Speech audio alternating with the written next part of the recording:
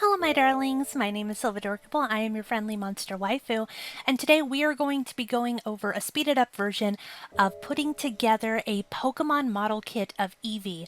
Now this is what I kind of refer to as a Gundam style model kit because I've only really ever known model kits to be of Gundam models until recently.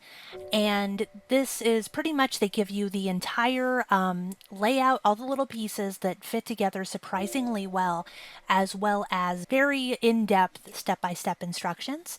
So I purchased this at Target for $9.99, which was an amazing price in my opinion for the quality of this actual thing you get. They did have a Pikachu one that was about $15.99, and I decided I liked Eevee a little bit more as far as cuteness factor. So ultimately, this is not a complicated model. I easily think that a child could put it together without very many problems. The infographic instructions are very cohesive, not at all confusing. The only thing I actually had even a remote confusion on was where the little pink dots go as far as the stickers, and that turned out to be Eevee's paw pads. You'll notice I'm using some clippers. These actually came from my kit that I use for 3D printing to cut plastic. However, I didn't really find them 100% necessary. I just used them to make a little bit cleaner cuts and precision, but the parts actually snap out on their own quite easily. You'll notice that it has the two different faces that you can choose from, a happy Eevee face and then just a neutral smiling Eevee face. I actually thought they were both adorable, but I thought that the smiling one was cute, but probably not perfect for every situation that I had, plus I like his big doughy eyes. For those of you who don't know, I actually do have a Let's Go Eevee game, and I named my Eevee Darling. I do find it kind of cool on the fact that it is fully articulated, and by fully articulated I mean that the legs and the head can move, as well as its kind of puffy mane around its neck. It comes in 4 different pieces, so it's actually easy to maneuver it about with its head movement. The ears are basically just 2 pieces, super easy to snap out, and they pop right in with ball joints. You also get little stickers to put the actual inside of the ear on it. But all of these pieces are very well molded. They all fit together seamlessly. And I think that's what impressed me most about it, is just how little error there was when it came down to how perfectly all of the stickers fit, how perfectly all of the different molded pieces fit in with one another. I haven't really ever done a model kit before, so the fact that they make everything so precisely was very impressive to me as a first timer. This is obviously a children's one because it doesn't have a lot of tiny parts, doesn't have a lot of things that you're going to end up needing tweezers or anything like that with. And honestly, for the price, I could easily see this being a great first-time model kit for a child. Depending on the age, I'd say probably like 10 would be a good age for this, just because it does have small parts, and the stickers will take a little bit of getting used to line up for younger children. But I could easily see, like, I don't know, maybe a 6-year-old having this with their parents' help. But I definitely do love that it is posable. It does have a little bit of an issue with, like, the arms popping off, give or take, if you end up working on it a little too hard, but overall it's still a really adorable little thing. And I had a lot of fun just kind of putting it together, following the instructions. I mean, they're pretty self-explanatory, but there are certain parts where I was a little confused, and I was like, well, what piece is this? What piece is this? You'll notice that they all come in different sheets, or at least like squared off collections. Each of those sheets has a letter, so it's usually A, B, or C. And then next to each one of the parts that actually are little numbers. So it'll be like A12, A20, A30, and then you'll have like B12, B2.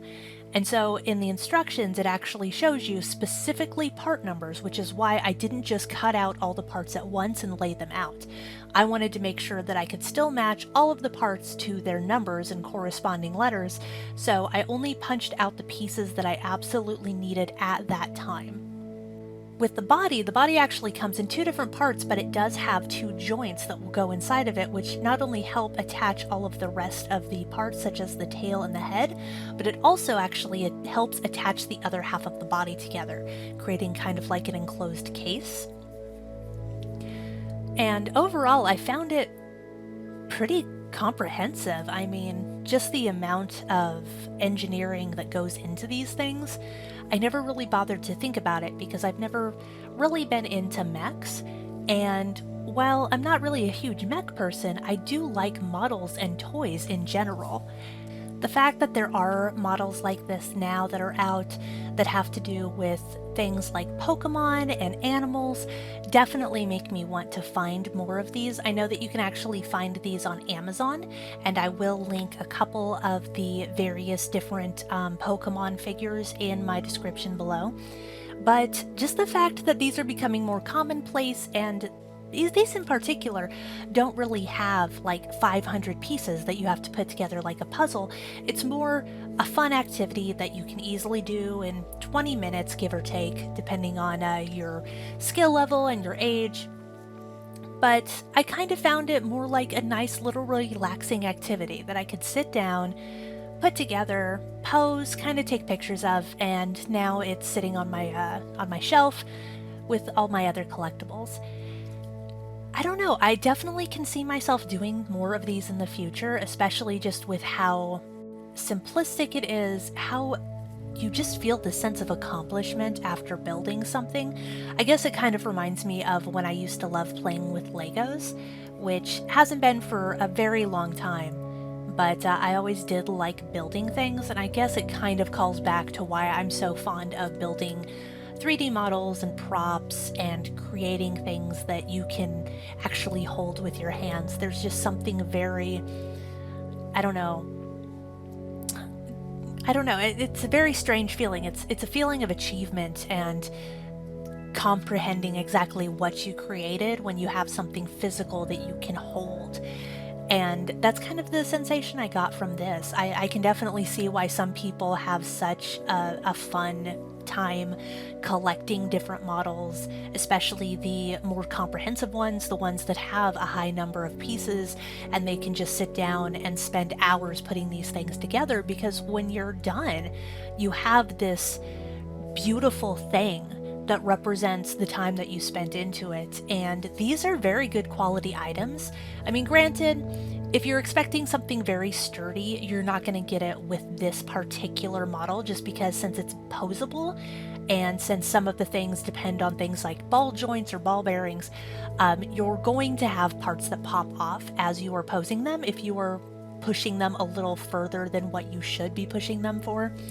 However, overall, this is a pretty sturdy model for the parts that it's made out of. It's good quality plastic, and everything snaps together very tightly and precisely. So there isn't really an issue with losing any parts if you aren't going to be roughly playing with it. But overall, I did like it. It's not too heavy, it's not too bulky, it's a very small, nice piece. I didn't feel like it took up too much space, and they really did a good job with just making everything seem proportionate to what it canonly is with the Pokemon, as well as making everything functional. You'll notice that the fluff around its neck is in 4 different parts, so it can actually lift or lower with however you pose the creature. As well as the fact that it actually has a tail that can swivel as well as raise and lower. The ears can swivel and lower and raise. Overall, I absolutely loved this Pokemon. I thought it was adorable, and I had so much fun actually putting it together. The stickers are a little challenging. Thankfully, I have nails and patience, so I was able to get the stickers on pretty close to perfect. You would probably want to have a set of very thin needle nose tweezers if you were going to be putting these on for a very precision based tactic. However, for me, I kind of just lined them up as best I could and I put them together.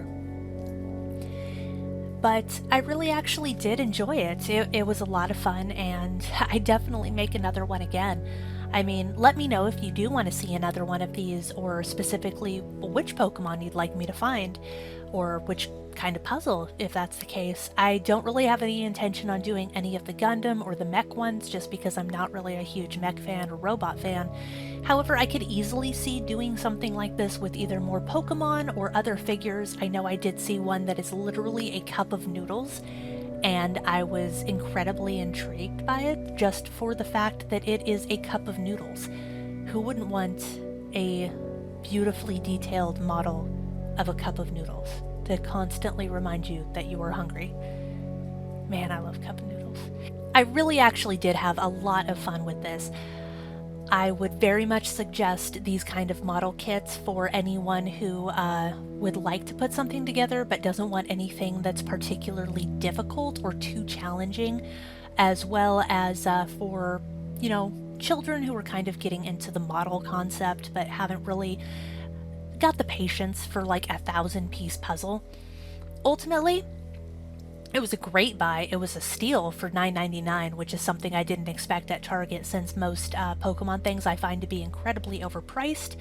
However, this was definitely worth the price. It is an adorable, sturdy little thing, and honestly, I would definitely suggest you give it a look. So, just a quick couple pictures to show exactly what it looks like when it's all assembled, and I hope you guys like what you see. Feel free to let me know what kind of models you'd like to see in the future, if there are any. Check out the links in my description for some similar models, and I will see you on the next episode. Bye, my darlings. Mwah.